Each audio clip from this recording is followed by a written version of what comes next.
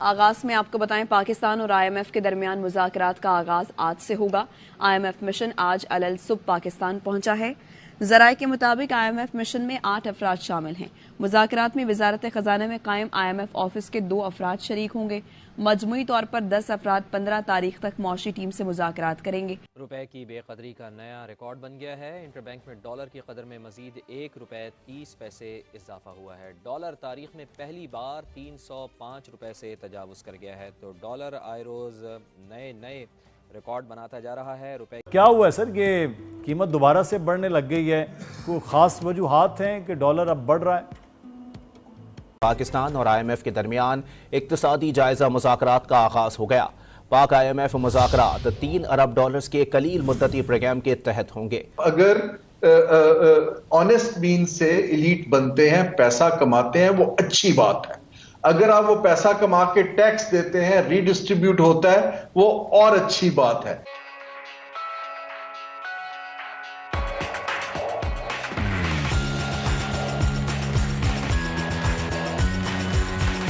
خاص وجوہات سے بڑی ہے کہ آئی ایم ایف جو آ رہا ہے، آئی ایم ایف جب بھی آتے ہیں تو ڈالر کا ریٹ بڑھتا ہے، یہ تو آپ کی روایت چلی آ رہی ہے۔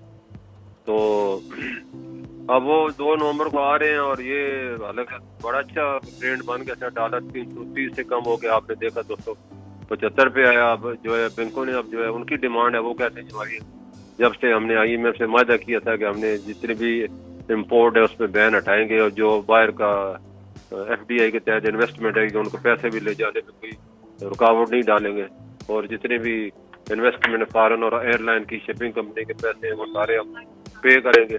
تو وہ اس پیمنٹ کی وجہ سے نا یہ سارا جو ہے ڈیمانڈ آئی ہوئی ہے، اور انٹر بینک میں ڈیمانڈ ہے، مارکیٹ میں کوئی ڈیمانڈ ہے۔ ہم نے اللہ کا شکر ہے پچھلے مہینے جو ہے اکتوبر میں تقریباً 330 ملین ڈالر دیے ہیں ایکسچینج کمپنی۔ یہ بہت بڑا اماؤنٹ آ رہا ہے۔ پچھلے ستمبر میں ہم نے کوئی تقریباً 250 ملین ڈالر دیے تھے، ڈبل فگر۔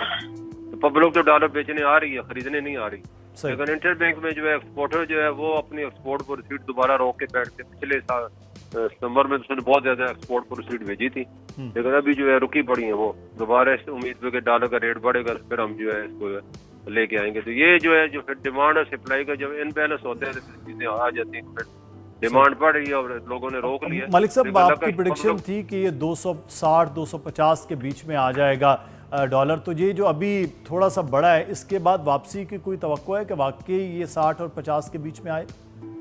بالکل آ جائے گا، یہ وقتی طور پہ ڈیمانڈ ہے، کیونکہ اس وقت تمام پابندیاں بیریئر گورنمنٹ نے ہٹائے ہیں کہ ڈالر کی جو بیلنس پیمنٹیں تھیں وہ دے، اور کنٹینر کی پیمنٹیں بھی آپ کے سامنے 4000 کی وہ بھی انٹر بینک سے ہو رہی ہیں۔ تو یہ جب ڈیمانڈ پوری ہوگی تو آٹومیٹک گر رہی ہے، فری اور فلوٹ کا مطلب ہی ہوتا ہے ڈیمانڈ سپلائی ختم، اور اللہ کا شکر ہے 700 ملین انشاءاللہ امید ہے کہ سائن ہو جاتے ہیں اگر معاہدہ 700 ملین یہ آنے ہیں، اور اس کے بعد ورلڈ بینک نے گرین ہوتے ہیں تو وہ بھی ڈالنے شروع کر دیتے ہیں۔ چائنا نے بھی جو ہے وہ بھی وعدہ کیا ہے کہ وہ جو ML1 منصوبہ ہے تقریباً جو ہے 8 بلین ڈالر وہ آنے، باقی اسپیشل انویسٹمنٹ کونسل کے تحت بڑا اماؤنٹ آنے، حکومت کے جو وہ ایم او یو سائن ہوئے ہیں، صرف ان جو ہے ٹیکو ٹیپ کا منصوبہ جو پرائیویٹائزیشن کرنی ہے گورنمنٹ نے، اس میں تھوڑی سی سائن ہونے ہیں، اور اس کے بعد انشاءاللہ امید ہے کہ نومبر میں اور بہت بڑے جو ہے نا سبسڈی دی۔ اور مصدق ملک صاحب جو ہے، میں کئی چیزوں میں ان کا ناقد رہتا ہوں، انہوں نے کہا جناب یہ فرٹیلائزر جو ہے نا یہ کی جو انڈسٹری ہے یہ 50% جو ہے نا منافع کماتی ہے، اور جبکہ گلوبل جو ایوریج ہے وہ 7% ہے۔ تو اگر تو یہ ان کو سبسڈی دینے کے بعد وہ عام آدمی کو یا کسان کو دی جائے، سستی کھاد مل رہی ہو، اس سے لنکڈ ہو، تو چلیں پھر سمجھ بھی آتا ہے۔ اگر ان کو ہی منافع دینا ہے 50% اور عام آدمی کو کہنا ہے کہ نہیں جی ہمارے پاس کوئی چوائس نہیں ہے، تو یہ ذرا پہلے تو گیس کے متعلق، پھر یہ لارجر جو ہے کہ صرف یہ سارا گھوم پھر کے غریب آدمی کو ہی پینٹی لگانا ہے، ایک آپشن رہ جاتی ہے۔ جی عامر صاحب، آپ نے بہت سے سوالات اٹھائے ہیں۔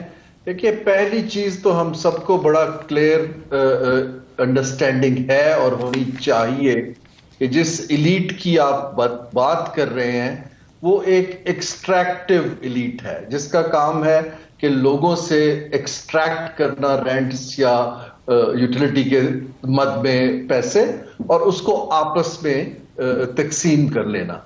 ये वो एलीट नहीं है जो इंक्लूसिव एलीट है, जो कुछ अपने प्रॉफिट्स शेयर करेगी या लोगों के का ख्याल करेगी, तो इसमें तो कोई दो राय नहीं है। अब मेरा ख्याल वक्त ये आ गया है कि बड़ी स्ट्रांग कम्युनिकेशन चाहिए कि जिन हम इंडस्ट्रीज को हमारे मेरे और आपके पैसे से हम फाइनेंस कर रहे हैं, सब्सिडी दे रहे हैं या प्रोटेक्ट कर रहे हैं, वो जो हम पैसा दे रहे हैं उसका हमें बताया जाए कि कौम को क्या रिटर्न मिल रहा है। देखिए ना जी, अगर आप पैसा देते हैं और वो ना फॉरेन एक्सचेंज कमाता है, ना जॉब क्रिएट करता है, बल्कि लोकल इंडस्ट्री से, लोकल मार्केट से पैसे कमाए जा रहे हैं या डॉलर्स को मुल्क से बाहर रखा जा रहा है, तो ये तो मुझे कोई रिटर्न नहीं मिल रहा, फिर तो सब्सिडी ड्यू बिल्कुल भी नहीं है। हाँ, अगर वो मेरी एक्सपोर्ट बढ़ाने के टारगेट मीट करते हैं, ज़र मुबादला लाते हैं, टैक्स के अंदर कंट्रीब्यूशन बढ़ाते हैं, क्वालिटी अपनी प्रोडक्ट्स की बढ़ाते हैं, ये टारगेट सब देने की जरूरत है और बड़े स्ट्रांग रेगुलेटरी ट्रांसपेरेंट मेजर्स में, ताकि गरीब को पता चले कि जो उसका बिल बढ़ रहा है और जहां जा रहा है उसकी वहां पर बेहतरी कहां पर है। ये जो अभी हम, और दूसरा हमें ग्रेजुअल बढ़ाने चाहिए, जो शॉक्स देते हैं हम लोगों को कि एक तरफ पेट्रोल कम किया, दूसरी तरफ गैस को बढ़ा दिया। देखिए, ये चीज मैं आज से कोई 7-8 बरस पहले हमने एक स्टडी की थी, जब मैं वर्ल्ड बैंक में था, तो हम उस वक्त के पेट्रोलियम मिनिस्टर शाहिद खाकान के पास में पर्सनली गया कि देखिए आपके पास गैस जो है वो अपने जितने आप कनेक्शंस दे चुके हैं उससे बहुत कम है, तो आपको इस वक्त एक ओवरऑल बिजली और गैस की प्लानिंग के ऊपर एक पॉलिसी की जरूरत है ताकि मजीद आप बंद कर दें। लेकिन होता यह है कि हम सियासी बुनियाद पे हर जगह गैस की भी लाइनें बिछाते जाते हैं। अब तो कोई चारा नहीं है लोड शेडिंग के बगैर। अच्छा, फिर जो चोरी हो रही है जो हमारी कंपनियों में, लेकिन अगर आप पैसा कमा के अपनी, इसको हम एलीट बार्गेन कहते हैं, वो बार्गेन ये कहते हैं कि सिर्फ हमने एक दूसरे को फायदा पहुंचाना है और बाकियों की हम परवाह नहीं करते, वहां पर नेशंस जो हैं दे स्टार्ट फेलिंग। हम वहां पर फेल हो रहे हैं कि रीडिस्ट्रीब्यूटिव एंगल या फायदा हमें नहीं दिख रहा। इस वक्त जैसे हम प्राइवेटाइजेशन की भी बात करते हैं, देखें सवाल प्राइवेटाइजेशन नहीं है, सवाल ये है कि हम टैक्स पेयर का पैसा इन इनएफिशिएंट जो एलीट्स ने इनको बिल्कुल खोखला कर दिया, हम क्यों दें? हमें टैक्स पेयर का पैसा रोकना है। ये जो चीजें हैं, ये फंडामेंटल चीजें ये है सोचने की बात। ये है नदीम साहब के पाकिस्तान की मईशत जो है वो 30 जून 2023 या पीडीएम की गवर्नमेंट के आखिरी दिनों में अपने जवाल की तय पे पहुंच चुकी थी और उससे खराब हालात गवर्नेंस के इस मुल्क में शायद नहीं हो सकते थे जहां तक महंगाई का और पाकिस्तान की फाइनेंशियल पोजीशन का कंसर्न है। उसके बाद से जब से ये दूसरी गवर्नमेंट आई है, इसमें बहुत डायरेक्ट रोल है एस्टेब्लिशमेंट का और उन्होंने कुछ ऐसे इक़दामात उठाए हैं जो कि बुनियादी तौर पर गवर्नेंस के हैं और जिन्होंने गवर्नेंस के इक़दामात की वजह से पाकिस्तान की कुछ बेसिक करेक्शंस हुई हैं। इसका मतलब ये नहीं है कि सब चीज़ें ठीक हो गई हैं, मगर उन्होंने कुछ ऐसी चीज़ें उठाई हैं जो बिल्कुल ऑब्वियस थी, जैसे एक्सचेंज कंपनियां पाकिस्तान में बहुत बुरी तरह पाकिस्तान के डॉलर के सिस्टम को ख़राब कर रही थी, अफगान ट्रांजिट ट्रेड पाकिस्तान को बहुत बुरी तरह से तबाह कर रहा था, स्मगलिंग जो ईरान की है उसमें बहुत प्रॉब्लम आ रही थी। तो ये वो ऑब्वियस चीज़ें थी जो कि इस्टेब्लिशमेंट ने की हैं। इसमें केयर टेकर गवर्नमेंट का बहुत ज़्यादा रोल नहीं है, ये बिल्कुल जनरल आसिम मुनीर साहब की डायरेक्ट इंटरवेंशन है और उसकी वजह से ये आपको एक थोड़ा सा बेहतरी नज़र आई है।